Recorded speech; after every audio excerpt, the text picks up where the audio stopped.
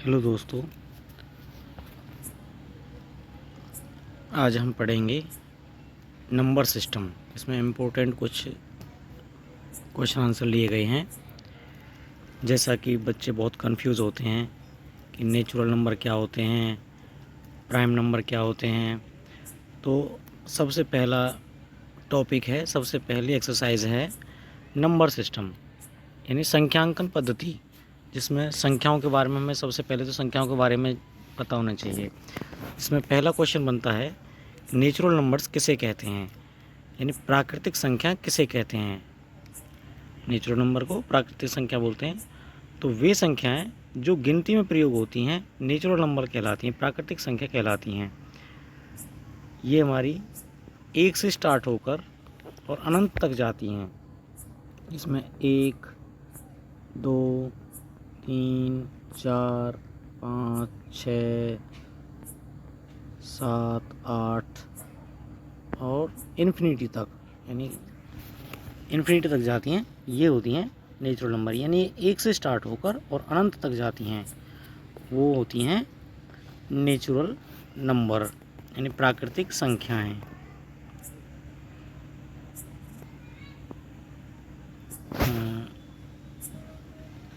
इसके आगे next question देखेंगे। तो अगला क्वेश्चन है, होल नंबर्स क्या हैं। होल नंबर्स होते हैं पूर्ण संख्या। पूर्ण संख्या क्या होती हैं? तो पूर्ण संख्या जो होती हैं वो नेचुरल नंबर में जीरो और जोड़ने से ये पूर्ण संख्या बन जाती हैं। यानी जो नेचुरल नंबर होती हैं वो एक से स्टार्ट होती हैं, और जो होल नंबर्स होते हैं, जो पूर्ण संख्याएं होती हैं, वो जीरो से लेकर और अनंत तक जाती हैं। इसमें आपके 0, 1, 2, 3 और अनंत तक, इन्फिनिटी तक जाती हैं। तो वो होती हैं आपके होल नंबर्स। तो ध्यान रखना, होल नंबर्स क्या होते हैं, यानी जो संख्याएं जीरो से स्टार्ट होकर, जीरो से शुरू होकर अनंत तक जाती हैं, वो होल नंबर्स होती हैं।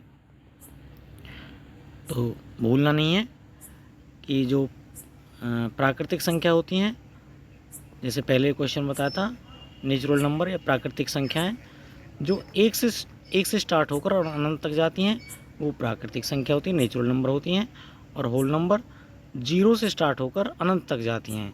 बस इतना फ़र्क है कि होल नंबर जीरो से स्टार्ट होती हैं और प्राकृतिक संख्याएं एक से शुरू होती हैं, एक से स्टार्ट होती हैं।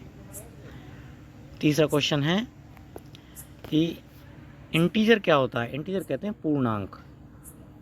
पूर्णांक में हमारे ऋणात्मक भी, यानी नेगेटिव नंबर भी होते हैं, धनात्मक यानी पॉजिटिव नंबर, और शून्य भी होता है। तो वो इंटीजर कहलाते हैं, जिसमें आपकी माइनस के नंबर भी होते हैं और पॉजिटिव होते हैं, नेगेटिव नंबर और पॉजिटिव नंबर होते हैं। तो वो हमारे पूर्णांक या इंटीजर कहलाते हैं, जिसमें -1, -2, -3, -4, 0, 1, 2, 3, 4 और ये अनंत तक जाते हैं। तो इसमें माइनस यानी ऋणात्मक और पॉजिटिव धनात्मक और ज़ीरो सभी संख्याएं होती हैं। ये हमारी इंटीजर कहलाती हैं, यानी पूर्णांक कहलाते हैं। तो कई बार क्वेश्चन पूछा जाता है कि पूर्णांक क्या होते हैं। तो पूर्णांक में ऋणात्मक और धनात्मक, यानी नेगेटिव और पॉजिटिव और शून्य, ये सभी संख्याएं होती हैं, होते हैं पूर्णांक। और क्वेश्चन पूछा जाता है कि प्राकृतिक संख्या क्या होती हैं। तो प्राकृतिक संख्याएं, जैसे पहले बताया कि प्राकृतिक संख्याएं वो होती हैं जो एक से प्रारंभ होती हैं, यानी 1, 2, 3 और अनंत तक जाती हैं, इन्फिनिटी तक जाती हैं। तो वो होती हैं प्राकृतिक संख्याएं। और होल नंबर्स, यानी होल नंबर्स होते हैं पूर्ण संख्याएं। पूर्ण संख्याएं वे होती हैं जिसमें जीरो से शुरू होकर और अनंत तक जाती हैं। तो अगला क्वेश्चन है, याद रखेंगे ये अगला क्वेश्चन, प्राइम नंबर्स कौन होते हैं।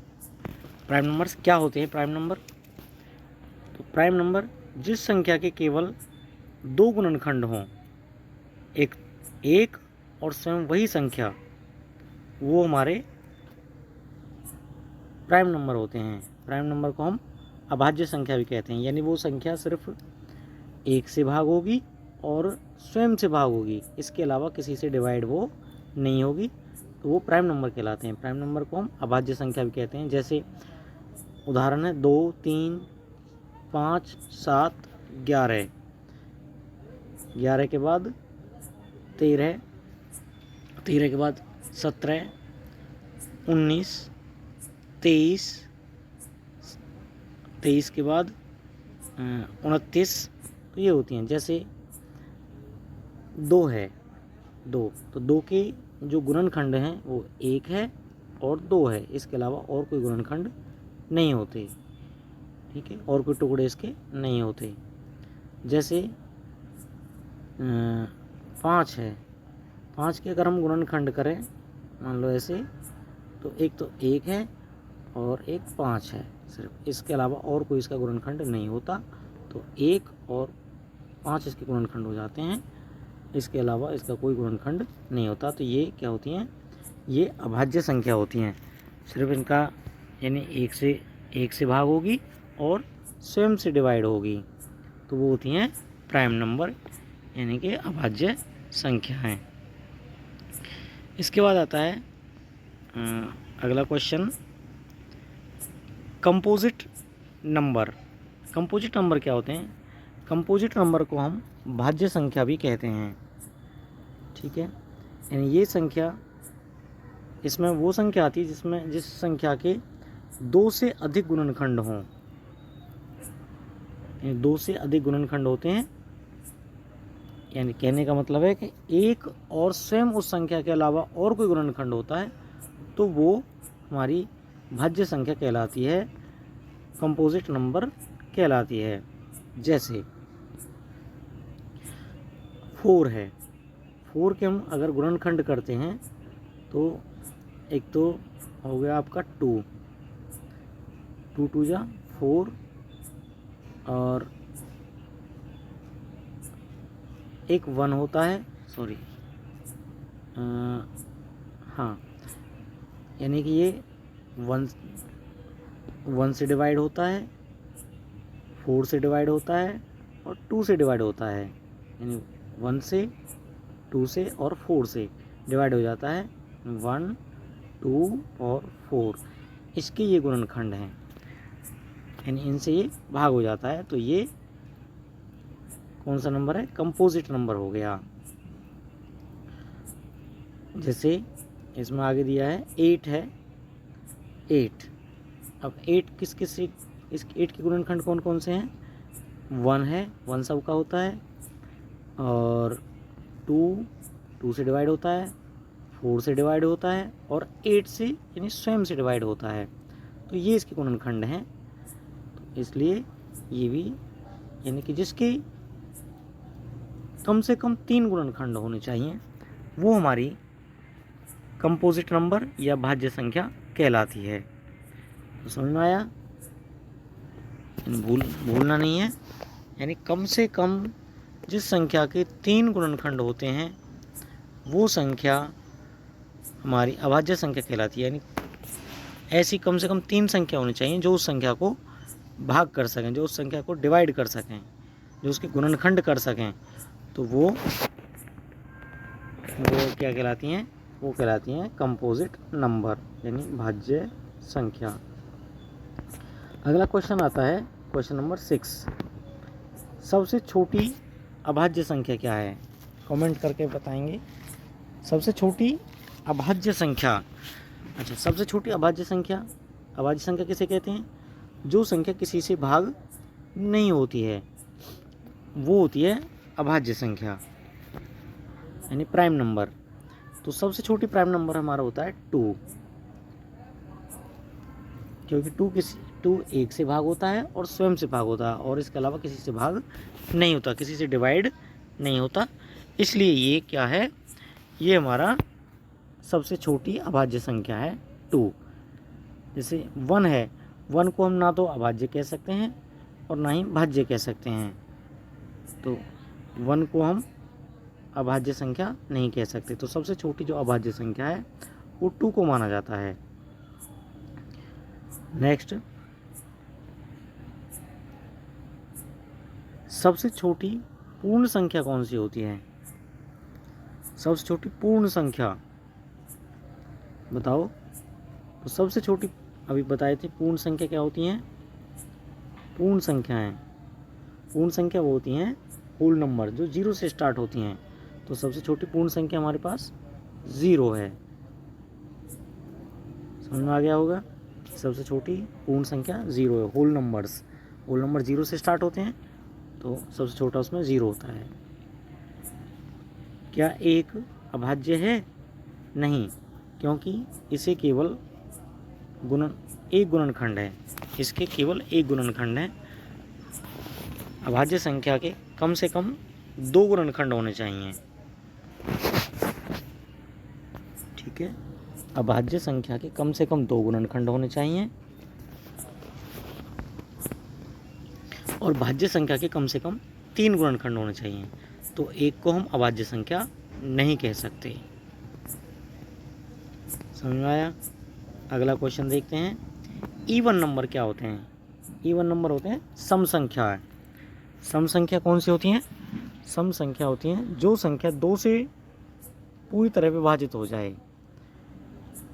यानी जो संख्या 2 से विभाजित हो जाती हैं वो हमारी इवन नंबर होती हैं, जिसमें 2, 4, 6, 8 और ये अनंत तक चली जाती हैं, इन्फिनिट तक, कोई इसका अंत नहीं है। तो ये हमारी इवन नंबर यानी सम संख्याएं होती हैं। तो याद रखना, जो संख्या 2 से पूरी तरह से भाग हो जाती हैं वो संख्याएं सम संख्या कहलाती हैं। इसके बाद आता है ऑड नंबर।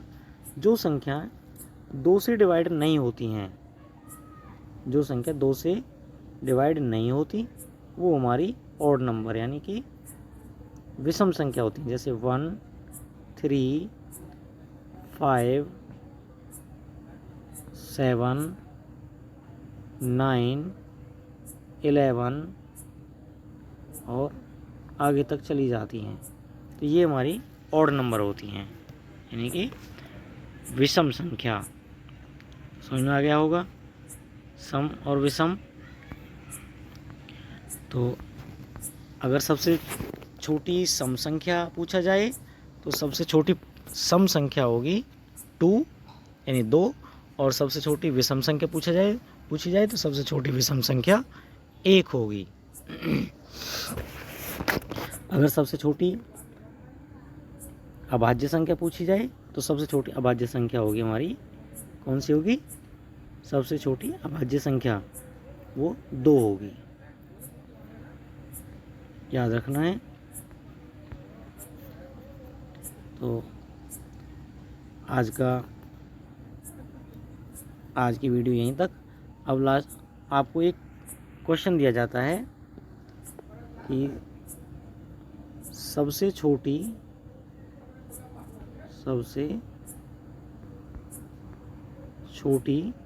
भाज्य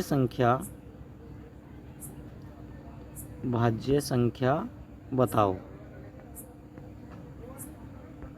तो ये कमेंट करके आपको बताने सबसे छोटी भाज्य संख्या कौन सी है। ठीक है दोस्तों, हमारे चैनल को लाइक करें, सब्सक्राइब करें और कमेंट करें। धन्यवाद।